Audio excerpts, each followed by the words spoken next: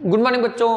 आज हम लोग जो बहुविकल्पीय पर सॉल्व कर रहे थे क्लास 10 का, जिसमें से हमने पिछली क्लास में आपको 85 नंबर तक क्वेश्चन सॉल्व कराए थे, मतलब ऑप्शनल बताया गया था आपको, हैं जो आपके बोर्ड एग्जाम में सबसे इम्पॉर्टेंट होने वाले हैं। आज हम लोग 86 से लेकर 100 तक, यानी आज हम लोग का टारगेट कंप्लीट हो जाएगा 100 क्वेश्चन का, ठीक है। और सारा वीडियो आप लोग देख लेना, जिसमें से आपको 20 क्वेश्चन आपके इसी में से आपको मिल जाएंगे, है ना। जो देखते हैं, पहला क्वेश्चन क्या है, चुंबकीय क्षेत्र की तीव्रता का मात्रक है। यहाँ पर आपको आंसर देना है चुंबकीय क्षेत्र की तीव्रता। अब होता क्या है, तो चुंबकीय क्षेत्र की तीव्रता का दो मात्रक होता है, एक होता है टेस्ला, है ना, एक मात्रक होता है टेस्ला, और दूसरा मात्रक होता है, या हम दूसरा मात्रा ले सकते हैं वेबर प्रति मीटर स्क्वायर। आपके दो मात्रक होते हैं, या तो हम कह सकते हैं टेस्ला, या तो वेबर प्रति मीटर स्क्वायर, अर्थात किसका मात्रक है, चुंबकीय क्षेत्र की तीव्रता का मात्रक है, ठीक है ना। अगला देखो, कूपिका यानी वायु कोष्ठिका पाई जाती है, मतलब कूपिका कहाँ पाई जाती है, कूपिका कहाँ मिलेगी, कैसे होती है। तो आपने पढ़ा होगा कि जो कूपिका की संरचना होती है जैसे बैलून, गुब्बारे जैसी होती है, लगभग वैसे ही पाया जाता है। जो मिलता कहाँ पर है, जो मिलता हमारे फेफड़ों, है ना, हमारे कहाँ मिलता है, फेफड़ों में मिलता है, यानी से आप फुफ्फुस बोलते हो, है ना। आपके ऑप्शनल में फेफड़ों हो सकता है या फुफ्फुस, फुफ्फुस को ही फेफड़ा बोला जाता है ना। तो वहां पर आपकी कूपिकाएं पाई जाती हैं, जो एक गुब्बारे जैसी संरचना होती है ना, वो होते हैं आपकी कूपिका, ठीक है। तो अगला क्वेश्चन है, कौन भारत के जल पुरुष के नाम से जाना जाता है, मतलब ऐसा कौन सा व्यक्ति है जो भारत में जिसको जल पुरुष के नाम से जाना जाता है।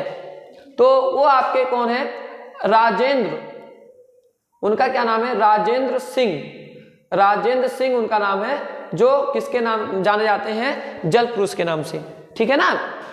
अगला देखो, मानव हृदय में कोष्ठकों की संख्या होती है, मतलब कितने कोष्ठक होते हैं, मानव का जो चैम्बर होता है कितने होते हैं। आपने पढ़ा होगा कि एक बायां निलय, दायां आलिंद, बायां निलय है, दायां निलय, ये सारे होते हैं। तो जिसमें विशेष 4 चैम्बर होते हैं। कितने चैम्बर होते हैं, 4।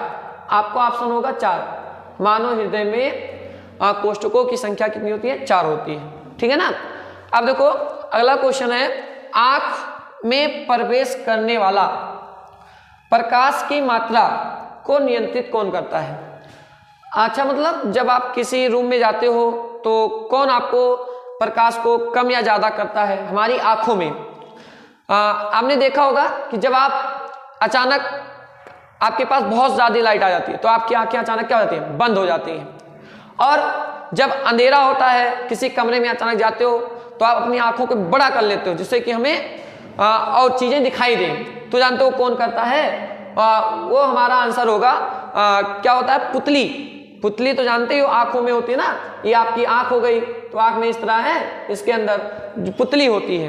पुतली क्या करती है, हमारे जो आने वाला प्रकाश होता है उसको नियंत्रित करता है। जैसे जब आप किसी रूम में जाओगे तो आपकी आंखें बड़ी हो जाती हैं, बड़ी बड़ी आंखें हो जाती हैं कि वस्तुएं हमको दिखाई दें। और जब अचानक किसी प्रकाश के सामने बहुत ज्यादा लाइट होता है तब जाते हो तो वहां पर क्या होता है, आंखें आपकी छोटी हो जाती हैं। तो बंदा कौन है जो नियंत्रित करता है, वो होता है पुतली, पुतली, ठीक है। पुतली, पुतली होता है जो कंट्रोल करता है हमारी आंखों में प्रकाश को, ठीक।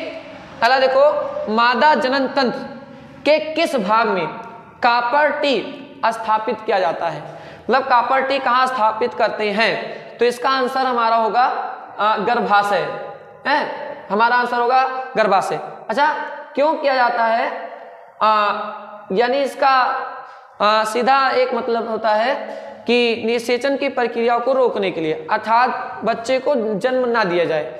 इसी वजह से क्या होता है, जो योनि का मार्ग होता है उसी के माध्यम से हम लोग एक कॉपर टी बना देते हैं, कॉपर से बनी हुई एक टी की तरह होती है, उसी की बात की है। कॉपर टी स्थापित करते हैं गर्भाशय में, ठीक है ना।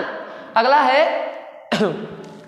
किसी वस्तु का आवर्धित और काल्पनिक प्रतिबिंब बनता है। तो यहाँ पर लिखा है आवर्धित, आवर्धित का मतलब होता है बड़ा, काल्पनिक मतलब हो गया आभासी। मतलब ऐसा कौन सा दर्पण होगा जो काल्पनिक बनाता है और आभासी बनाता है, ठीक है ना। तो अब ऐसा कौन सा, देखो आपका एक होता है कौन सा, अवतल दर्पण।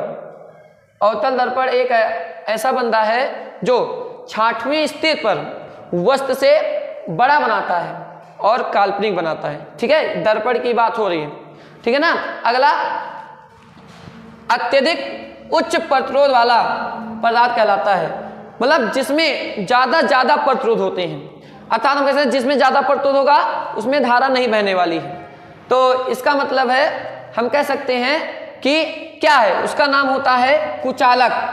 कुचालक, कुचालक अर्थात जो विद्युत धारा को बिल्कुल जाने के अनुमति नहीं देता है वो कुचालक होता है, मतलब उसमें सबसे ज्यादा प्रतिरोध होता है। जैसे एग्जांपल के लकड़ी हो गई, सूखी लकड़ी, वो उसमें ज्यादा उच्च प्रतिरोध होता है जो धारा को जाने नहीं देता है, ठीक है। ऐसे और बहुत से एग्जांपल होंगे। तो अगला है किसी भी लेंस की क्षमता की इकाई क्या है। लेंस की क्षमता की इकाई मतलब कि उसका मात्रा क्या है। तो आपने फार्मूला पढ़ा होगा, P बराबर होता है 1/f, देख रहे हो ना, यह है लेंस की क्षमता का फार्मूला, P बराबर 1/f। देखो जहाँ फोकस दूरी जो होती है वो हमेशा किस में मापी जाती है, मीटर में। इसलिए यदि इसका मात्रक की बात करें तो इसका होता है मीटर इनवर्स होता है, ठीक है। इसका जो मात्रक होता है वो मीटर इनवर्स होता है। किस बेस पे, जब हम लोग फार्मूला बताते हैं P बराबर 1/f और जो होता है F मीटर में होता है, इसलिए आपका आंसर जो होगा मीटर इनवर्स होगा कि लेंस की क्षमता का इकाई या मात्रक होता है मीटर इनवर्स, ठीक है ना।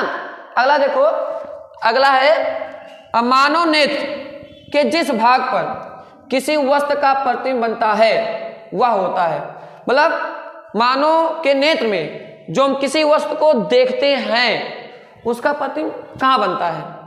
जैसे हम आपको देख रहे हैं या आप हमको देख रहे हो तो इमेज कहाँ बन रही होगी, तो उसका इमेज, उसका आंसर होता है रेटिना। कहाँ होता है, रेटिना। रेटिना या उसी को हम दृष्ट पटल कहते हैं। दृष्ट, देखो एक दृढ़ होता है एक दृष्ट होता है, तो हमारा यहाँ होगा दृष्ट पटल। दृष्ट मतलब देखने वाला, ऐसे याद कर लो, और दृढ़ मतलब कठोर होता है, इसलिए रेटिना या दृष्ट पटल होने वाला है, ठीक है ना। बहुत अच्छे। चलो देखो अगला है 96 नंबर, एल्युमिनियम की सतह पर ऑक्सीजन की परत का चढ़ना क्या कहलाता है। अच्छा क्यों, क्योंकि हम इससे क्या करते हैं, सुरक्षा करते हैं अलग अलग चीजों की, जिसे बोलते हैं एनोडिंग। एनोडिंग करण करना है, तो क्या होता है, संचारण के लिए यूज किया जाता है ना, तो क्या होता है एनोडिंग। एनोडिंग, एनोडीकरण करना या एनोडिंग करना। यदि एल्युमिनियम की सतह पर ऑक्सीजन की परत बन जाता है तो उसे एनोडिंग कहलाता है या एनोडीकरण कहलाता है, ठीक है ना। अगला देखो, विद्युत चुंबक प्रेरण के नियमों का प्रतिपादन किसने किया, मतलब प्रेरण के नियम का, जैसे कि धारा से चुंबकीय क्षेत्र या चुंबकीय क्षेत्र से धारा उत्पन्न हो जा रही है, तो उसके बारे में किसने बताया था। खासकर चुंबक से हम धारा उत्पन्न कर सकते हैं, तो कैसे, तो उसको बताने वाले साइंटिस्ट का नाम था, किसने प्रतिपादित किया था, फैराडे। फैराडे, फैराडे ने इस बात को पुष्टि की, यानी प्रयोग किया कि जो प्रेरण होगा, चुंबकीय प्रेरण के नियम को बताया था फैराडे ने, ठीक है, जो आपके चैप्टर में विद्युत धारा के बाद आता है, ठीक है। अगला देखो, एक इलेक्ट्रॉन पर आवेश होता है, तो एक इलेक्ट्रॉन पर कितना आवेश होता है, या इलेक्ट्रॉन पे बात करें तो 1.6 गुणे 10⁻⁻19 कूलाम होता है। लेकिन याद रखना, प्रोटॉन की बात करता है तो इसी के स्थान पे प्लस हो जाता है, 1.6 गुणे 10⁻⁻19 कूलाम। इसलिए ऑप्शन को ध्यान से देखना, ठीक है। तो 1.6 माइनस लगाओगे तो इलेक्ट्रॉन पर आवेश हो जाएगा, यदि आप प्लस लगाओगे तो आपका क्या हो जाएगा, प्रोटॉन का आवेश हो जाएगा, ठीक है ना। अगला देखो, एक गतिमान आवेशित कण उत्पन्न करता है, मतलब यदि कोई आवेश गतिमान है तो वो क्या क्या उत्पन्न कर सकता है, तो इसका आंसर होगा विद्युत क्षेत्र ये आपका विद्युत क्षेत्र उत्पन्न करेगा, या हम कह सकते हैं चुंबकीय क्षेत्र। मतलब कोई आवेश यदि गति करता है तो वो विद्युत क्षेत्र के साथ साथ चुंबकीय क्षेत्र भी उत्पन्न करता है। ठीक है ना। अगला देखो, बोमेन संपुट किसका भाग होता है?